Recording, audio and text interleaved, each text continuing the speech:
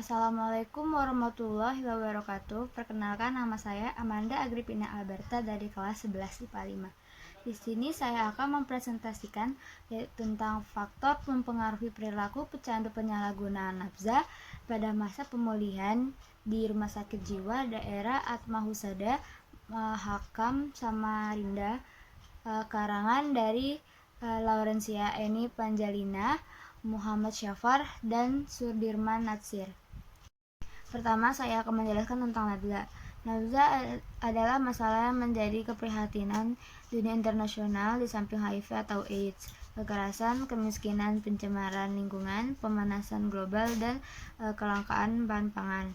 Di Indonesia, pengguna nafza mencapai 3,8 juta jiwa, yaitu sebagian besar adalah remaja dan dewasa awal yang berusia 20-30 tahun. 70% dari anak usia sekolah, 4% lebih siswa SMA, dan sebagiannya mahasiswa. Faktor berkembangnya nafza itu ada dua. Yang pertama, internal dan eksternal.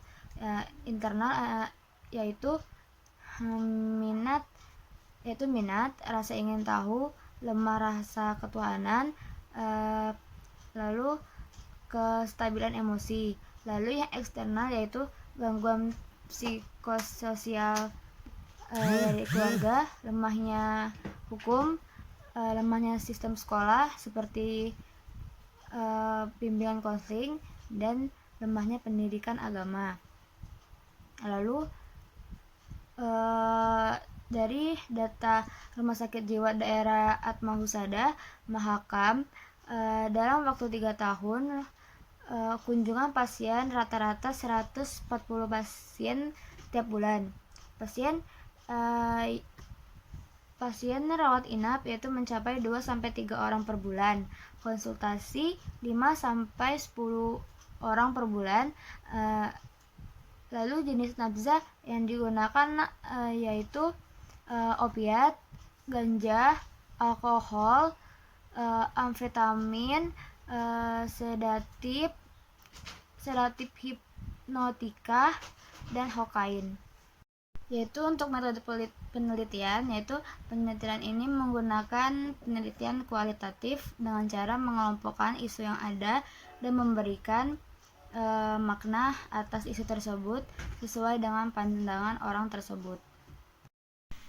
Lalu dari hasil penelitian ini didapatkan narkotika adalah zat yang berasal dari tanaman atau bukan tanaman, baik sintetis maupun semi-sintetis, yang dapat menyebabkan penurunan atau perubahan kesadaran, hilangnya rasa nyeri, dan dapat menimbulkan ketergantungan. Contohnya ganja, heroin, kokain, morfin, dan amfetamin. Lalu ada psikotropika, yaitu zat atau obat baik alamiah maupun sintetis bukan narkotika yang berkhasiat psikoaktif, mengalami pengaruh selektif pada susunan saraf pusat yang menyebabkan perubahan khas pada aktivitas mental dan perilaku. Lalu zat adiktif adalah zat bahan kimia dan biologi dalam bentuk tunggal maupun campuran yang dapat menyebabkan dan membahayakan kesehatan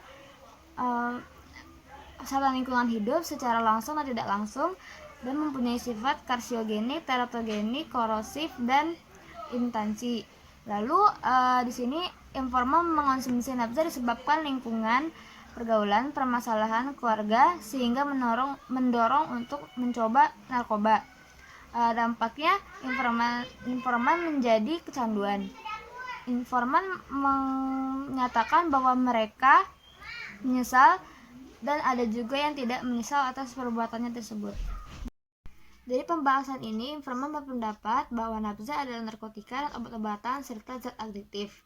Informan pertama kali mengonsumsi nafza pada usia 15 tahun dan mengonsumsi nafza pada saat mengenyam pendidikan SMP. Masa remaja identik dengan masa pencarian jati diri sehingga mendorong berkeinginan untuk mencoba sesuatu yang baru. Diketahui termasuk mencoba mengonsumsi nafza. Informan pada usia 15 tahun telah mengenal dan mengonsumsi nafza. Solidaritas persahabatan sering kali dijadikan sebagai alasan untuk melakukan hal-hal yang belum pernah dilakukan untuk dilakukan secara bersama. Lalu faktor internal yang mempengaruhi informan adalah pendidikan. Dengan pendidikan, seseorang akan mengetahui mana yang baik, mana yang buruk, dan mana yang harus dilakukan dan yang tidak dilakukan. Lalu yang kedua, bebas dari lingkungan keluarga yang peduli. Dalam hal ini, keluarga yang harmonis saling memberi dorongan antara anak dengan orang tua atau dengan keluarga besar.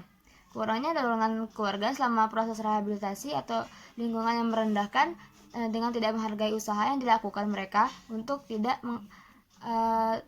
akan sembuh dan menambah stres dan sulit mengendalikan perasaan. Pecandu narkotika dan penyalahgunaan narkotika wajib mengalami rehabilitasi medis atau rehabilitasi sosial di pusat rehabilitasi ketergantungan narkotika untuk memulihkan mengembangkan kemampuan fisik, mental, dan sosial pecandu.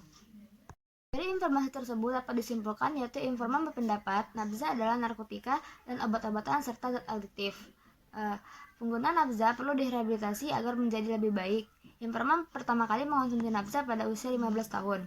Dari sini dapat disarankan yaitu pentingnya penyebaran informasi mengenai nafza dan dampaknya mengenai nafza untuk pecandu nafza. Sekian presentasi dari saya, kurang lebihnya mohon maaf. Wassalamualaikum warahmatullahi wabarakatuh.